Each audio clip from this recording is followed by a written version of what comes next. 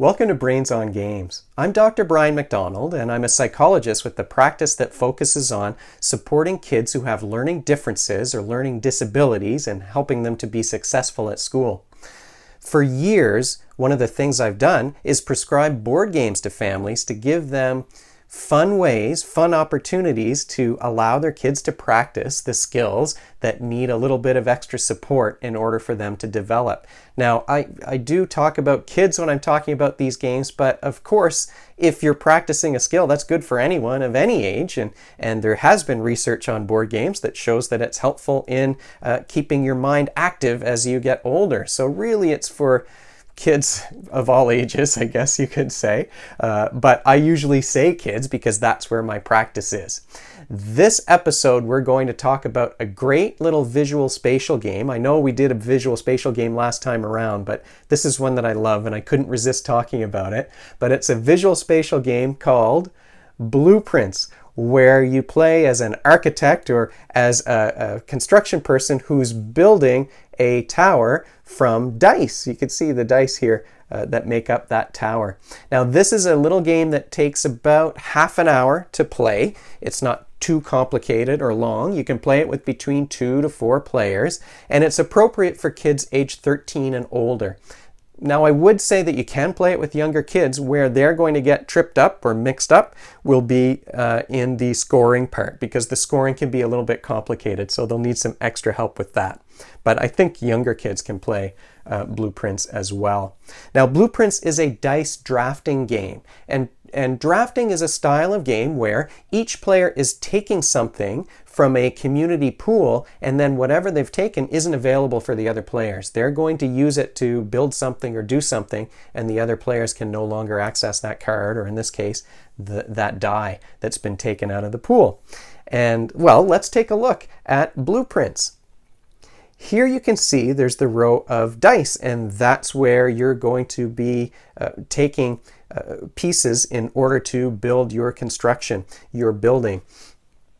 This green screen that you can see here is how you hide what you're working on. That way the other players can't see what it is that you're up to. There's a real balance in drafting games between trying to build the thing that you want to build and disrupting what the other players are trying to build. So you might take a die not because you wanted it for yourself, but just to keep somebody else from getting it. Behind the screen is a cheat sheet that shows how each of those different kinds of dice will score. I'll get that out of the way and I'll explain them. This is the blueprint that you're going to be working on, and there's lots of different. Here's another example. There are different blueprint designs. You draw these at random, so you don't know what kind of thing you're going to need to build. And you can see that there's this 3D drawing here, and then there's these squares, which is where you're going to be putting your dice. The numbers on the square are how high they're supposed to be in order to build this thing. So you're translating this isometric drawing, you're kind of rotating it and imagining it in 3 dimensions. That's the visual spatial part. There's a mental rotation exercise here and some translation between this drawing and the 3D, the real world. The grid and the numbers on the grid are really helpful in doing that. So this is an easier one, so I'll focus on that.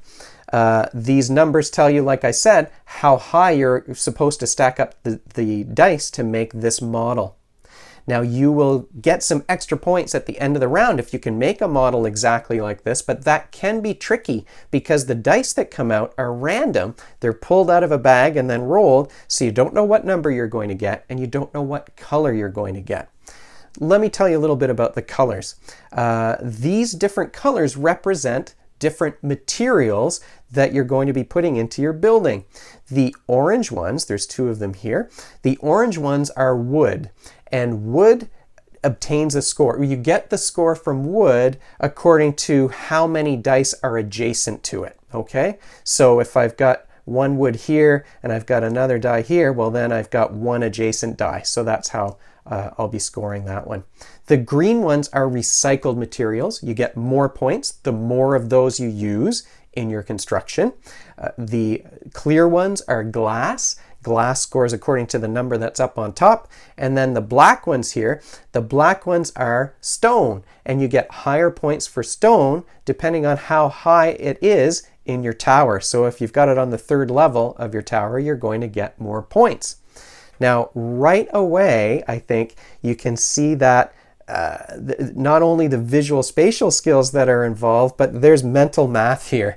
You're trying to figure out what the totals are according to how each die is scored. You're really going to be using that cheat sheet on the back of your screen until you get things figured out and memorized. So there are mental math calculations that you're going to have to be doing. There's the other little bit of numeracy that's required here is that you can only put a die on top of another one if there's a higher number. So now here's a 3. I'm going to need to put a 4 or a 5 or a 6 on top of that one, or else I can't play it. I couldn't play this number 1 on top because it's too low.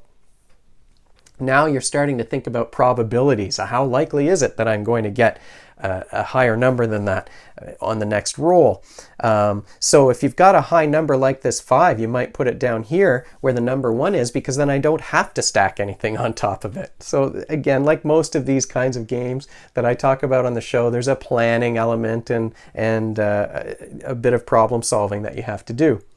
So you've got the visual spatial skills, you've got the mental math. There's a huge working memory component for blueprints as well. Working memory, remember, is the whiteboard in your mind where you keep information so that you can do something with it. So here you're juggling a lot of numbers and possibilities in terms of how are you going to maximize those points. Am I going to take this wooden number 3? Am I going to take the recycled number 3 in order to build my building? Am I going to build exactly like this and get some bonus points at the end of the round? Or am I going to try and get points in other ways? Another way that you can earn some extra points is if you've got numbers in a row from 1 to 5, you're only going to have 5. Sorry, from 1 to 6, you're only going to have 6 dice in your tower. And if you've got each number, you'll get some extra points for that. What if you've got 4 numbers that are the same? You can get extra points for that as well. You can build your tower from 5 dice of the same material, or you can build a portion of your tower that's 5 dice high. So those are the different ways that you can obtain some points. There's a few other things you can do. I won't go into detail there, but that's the working memory component. You're juggling all of these different possibilities in an effort to maximize the points that you're going to get at the end of the game. So that is Blueprints in a nutshell. A quick visual spatial game that also requires some mental math skills and some working memory skills. As usual, if you have any questions or any suggestions, you can reach me at brian@brainsongames.ca.